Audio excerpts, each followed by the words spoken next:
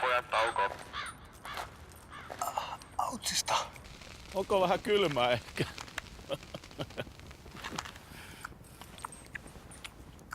Action!